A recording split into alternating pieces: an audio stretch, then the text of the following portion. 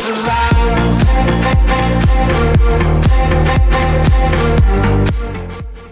Hello and welcome to the Tottenham America channel. Today we will be reacting to Australia's gigantic win as they beat Denmark 1-0 thanks to a goal from Mathew Leckie and set up a huge round of 16 fixture for them against Argentina and against Lionel Messi. The only goal of the game came in the 60th minute when Riley McGree timed his pass beautifully to send Mathew Leckie forward. He scored a wonderful solo goal, sending Mela the wrong way twice before megging Mela through with the finish on his left foot, curling it past Schmeichel and into the back of the net. Australia defended after that, and they found a big win to send them through to the next stages of the FIFA World Cup at the expense of Denmark, who a lot of people considered to be like really big dark horses. But I guess the curse continued from the UEFA Euro 2021. People called Turkey the dark horse and they went out bottom of the group. Denmark were called the dark horse here and they went out. They are going to go out. They went out bottom of the group. But Australia's performance was unbelievable. A huge defensive display to ensure that they did not concede any goals. But Denmark really should have done a lot better. Yeah, Denmark should have done a lot better. It was really them who got the game started from the get-go.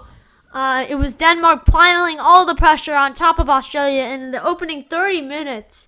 I believe yesterday, Lindstrom having probably one of the biggest chances Denmark had in the first half. But Denmark had a decent amount of chances in the first half, and they needed to capitalize on it. And with the amount of possession they had, 69% to Australia's 31%. They should have done more with it. And 13 shots, 3 of them on target. Should have done more with that too. Australia definitely the more clinical side with 8 shots, 4 on target. Australia did have more shots on target than Denmark did.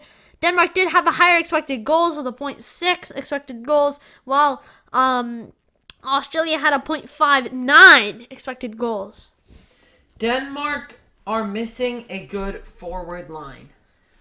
If Scandinavia was one country, could you imagine how overpowered their team would be? You would have Holland at striker. Holland, Kulusevski, Odegaard available to you, Alexander Isak.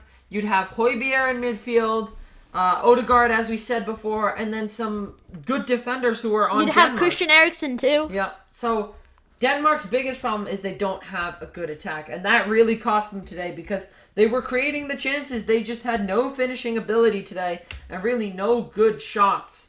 And that's probably what they're missing the most, because if with the midfield of people like Jensen, Eriksen, Højbjerg, Delaney, we're always creating chances. They have to be finishing off chances a lot better. You know, Skov Olsen, Martin Braithwaite, and Lindstrom as their front three is not going to work. In fact, they don't really have a front three. It's just their lone striker up there since they play a 4-2-3-1. But their right midfielders and left midfielders, who were Skov Olsen and Lindstrom today, they did not play wide enough, I feel. And they need to fix up some things, especially in attack.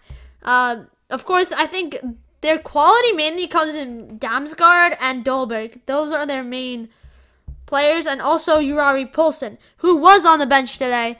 And I think he should be favored over Martin Braithwaite and Skov Olsen and Lindstrom and people like that.